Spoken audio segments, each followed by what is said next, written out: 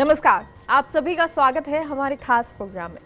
दर्शकों, दीपावली का त्योहार आ गया है। दीपावली का त्योहार जिसका सबसे पहला दिन होता है धनत्रयोदशी यानी धनतेरस का। धनतेरस के दिन हम कुछ भी नया खरीद के लाते हैं, भगवान कुबेर की पूजा करते हैं और बहुत सारे ऐसे उपाय इस दिन किए जाते हैं जिससे आपके पास धन आगमन हो, भगवान कुबेर आपसे प्रसन्न हो। तो आपको क्या उपाय करने हैं, आज शुभ मुहूर्त क्या है, क्या महत्व है इसका, ये पूरी जानकारी बताने के लिए हमारे साथ मौजूद हैं जाने माने ज्योतिषाचार्य पंडित मुकेश शास्त्री जी। पंडित जी, बहुत बहुत स्वागत है। जय श्री कृष्णा, जय माता की, जय श्री हरि। तो चलिए शो की शुरुआत करते हैं और सबसे पहले जान लेते हैं कि धनतेरस का महत्व क्या होता है। फर्स्ट इंडिया न्यूज़ राजस्थान के सभी दर्शकों के ऊपर माँ लक्ष्मी का, भगवान कुबेर का, भगवान धन्वंतरी का आशीर्वाद और कृपा दृष्टि हमेशा बनी रहे। आप सभी का कल्याण हो। आप सभी दर्शकों को धनतेरस पर्व की हार्दिक शुभकामनाएं। दोस्तों, मंगलवार दिनांक 2 नवंबर सन 2021 को कार्तिक मास के कृष्ण पक्ष की द्वादशी तिथि पूर्वाह्न 11:31 तक रहेगी। तत्पश्चात त्रयोदशी तिथि प्रारंभ हो जाएगी, जो कि बुधवार दिनांक 3 नवंबर 2021 को प्रातःकाल 9:03 तक रहेगी। अतः धन त्रयोदशी धनतेरस का त्योहार मंगलवार दिनांक 2 नवंबर 2021 को ही मनाना शास्त्र सम्मत रहेगा। आप सभी दर्शक ध्यान रखिएगा। प्रदोष व्रत भी 2 नवंबर 2021 मंगलवार के दिन ही किया जाएगा। आप सभी दर्शक ध्यान रखिएगा। धनतेरस पर्व अर्थात धन त्रयोदशी पर्व के साथ ही दीपोत्सव पर्व का शुभारंभ हो जाता है। प्रदोष काल में भगवान शिव शंकर की पूजा करना, भगवान शिव के परम मित्र भगवान कुबेर की संध्या समय में पूजन करना निश्चित तौर पर जीवन के सभी शारीरिक, आर्थिक, मानसिक संकटों को दूर करती है। काया निरोगी रहती है, कुबेर का परमानेंट आशीर्वाद मिलता है। घर की, व्यापार की तिजोरी माँ लक्ष्मी के आशीर्वाद से परिपूर्ण रहती है। जिस घर में, जिस व्यापार स्थल पर भगवान गणपति की, माँ लक्ष्मी की, भगवान कुबेर की, भोलेनाथ की आराधना होती हो, वहां लक्ष्मी कभी छोड़ के नहीं जाती है। शास्त्र कहते हैं कि धन त्रयोदशी के दिन जो भी वस्तु खरीदी जाए, दान पुण्य किया जाए, उसका 13 गुना लाभ प्राप्त होता है। 13 टाइम्स लाभ प्राप्त होता है। संध्या समय में यमदेव की पूजा करने से, यमदेव के निमित्त दीपदान करने से मृत्यु तुल्य कष्टों से, मृत्यु तुल्य बीमारी से, गंभीर बीमारी से पीड़ित लोगों को, अकाल मृत्यु के दोष से पीड़ित परिवारों को विशेष लाभ प्राप्त होता है। साल में एक ऐसा दिन जिस दिन यमदेव की पूजा की जाती है, उसी क्षण यमदेव अगले 1 साल तक की गारंटी दे देते हैं कि तुम्हें कुछ नहीं होगा। तो धन त्रयोदशी के दिन यमदेव की पूजा अवश्य कीजिएगा। कम से कम 1 साल जीने की गारंटी तो यमदेव उसी दिन दे देते हैं। तो बड़े ही दुर्लभ संयोगों में इस बार मनेगा धनतेरस का त्योहार। होगी आपके ऊपर धन की वर्षा, कुबेर खोलेंगे आपके लिए खजाने के द्वार, भगवान धन्वंतरी करेंगे अमृत की वर्षा। धन त्रयोदशी की शाम को माँ लक्ष्मी की पूजन करने से, भगवान शिव का पूजन करने से, कुबेर की आराधना करने से, भगवान धन्वंतरी की पूजन करने से आप अपने सुंदर से घर का, अपने खुद की कार का, सोने चांदी हीरों के जेवरातों का सपना पूर्ण कर सकते हैं। तो निश्चित तौर पे इस बार का धन त्रयोदशी का त्यौहार आप सभी दर्शकों के लिए मंगल में रहने वाला है, शुभ रहने वाला है। माँ लक्ष्मी, कुबेर, धन्वंतरी का आशीर्वाद आपको मिलने वाला है यदि आप विधि विधान से पूजन अर्चन करते हैं तो। जी, और पंडित जी, अब आपसे जानना चाहेंगे कि धनतेरस के दिन शुभ मुहूर्त क्या है। बिल्कुल, आइए सबसे पहले जान लेते हैं धनतेरस अर्थात धन त्रयोदशी पर माँ लक्ष्मी का, भगवान कुबेर का, धन्वंतरी भगवान का, यमदेव निमित्त दीपदान का और साथ साथ में सोना चांदी बर्तन इत्यादि खरीदने का सबसे शुभ मुहूर्त कौन सा रहने वाला है। दिनांक 2 नवंबर 2021 मंगलवार के दिन, धनतेरस के दिन। कागज कलम लेकर बैठ जाइएगा, लिखते जाइएगा, समझते जाइएगा। प्रदोष काल, गोधूली, वृषभ लग्न मुहूर्त सबसे पहले बताते हैं। तो प्रदोष काल मुहूर्त रहेगा दिनांक 2 नवंबर सन 2021 मंगलवार के दिन प्रदोष काल का मुहूर्त रहेगा।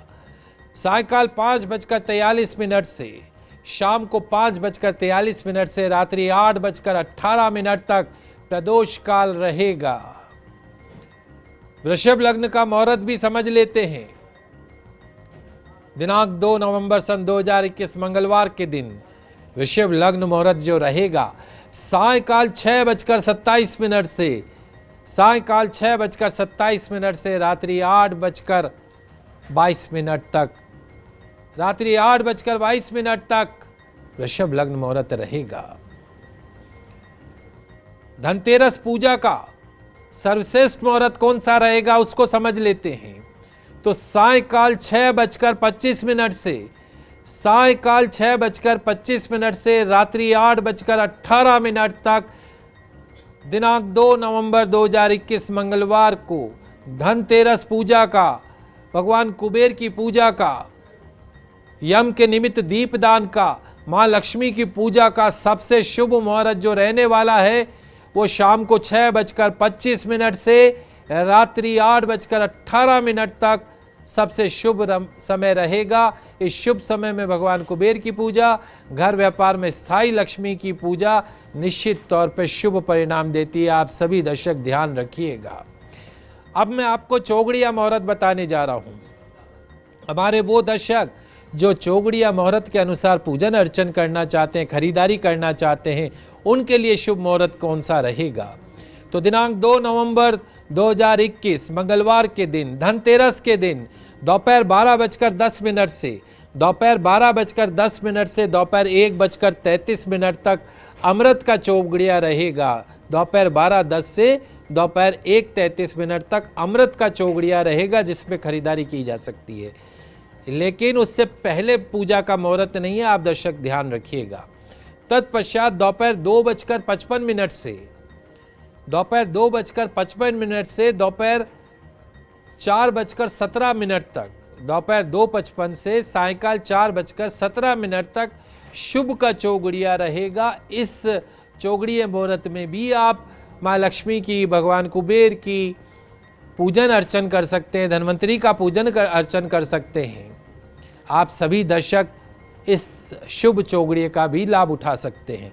तो इन शुभ मुहूर्त के अंदर वाहन यानी कार, स्कूटर, मोटरसाइकिल खरीदना, इलेक्ट्रॉनिक आइटम खरीदना, सोना चांदी खरीदना, भगवान गणेश जी की, माँ लक्ष्मी जी की शिव मूर्ति खरीदना, नए बर्तन खरीदना, नए कपड़े खरीदना, इन शुभ मुहूर्त में आपके घर पे लाना आपके लिए शुभ रहेगा।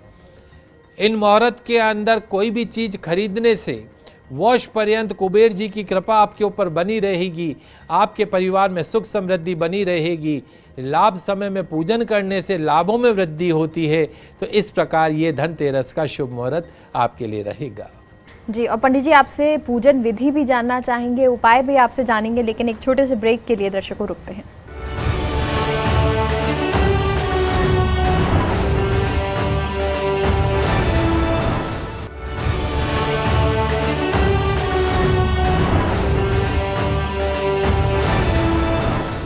ब्रेक के बाद एक बार फिर से आप सभी का स्वागत है। और चलिए दर्शकों, अब बात कर लेते हैं धनतेरस के पूजन विधि की। जी बिल्कुल, आइए। दिनांक 2 नवंबर 2021 को मंगलवार को धनत्रयोदशी का त्यौहार बड़े धूमधाम से मनाया जाएगा। तो आज आपके पसंदीदा चैनल फास्ट इंडिया न्यूज पे धनतेरस की सरल पूजन विधि भी हम बताने जा रहे हैं। तो धनतेरस की पूजा शुभ मुहूर्त में करनी चाहिए, जो शुभ मुहूर्त मैंने आपको बताया। सबसे पहले 13 दीपक आपको प्रज्वलित करने हैं। 13 दीपक तिल्ली के तेल के 13 दीपक आपको प्रज्वलित करने हैं। तिजोरी में भगवान कुबेर का पूजन अर्चन करना चाहिए।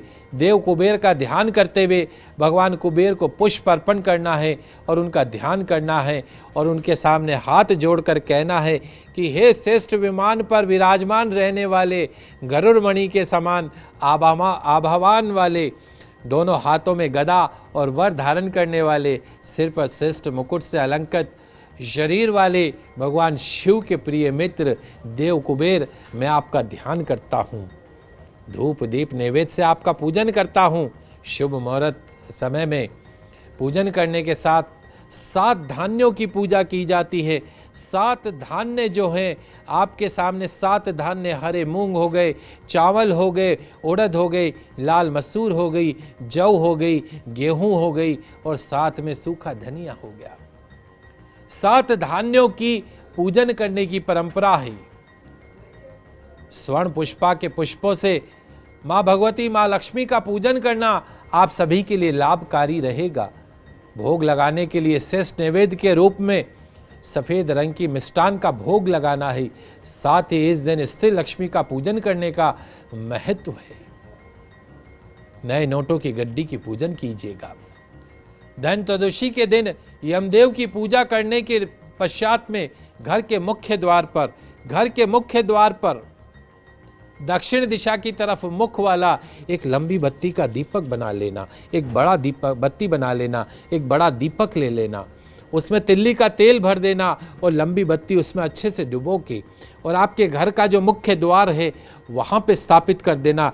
दीपक स्थापित करने से पहले उसके नीचे कुछ चावल, अक्षत के दाने या गेहूं के दाने रख दीजिएगा, उसके ऊपर दीपक स्थापित कर दीजिएगा, तिल्ली का तेल भर दीजिएगा, लंबी बत्ती बनाकर उसको प्रज्वलित कर दीजिएगा तेल में डुबो के। ध्यान रखिएगा बत्ती का जो मुख है वो आपके घर की दक्षिण दिशा की तरफ होना चाहिए। बत्ती का जो मुख है वो घर की दक्षिण दिशा की तरफ होना चाहिए। उस दीपक में 1 रुपए का सिक्का डाल दीजिएगा।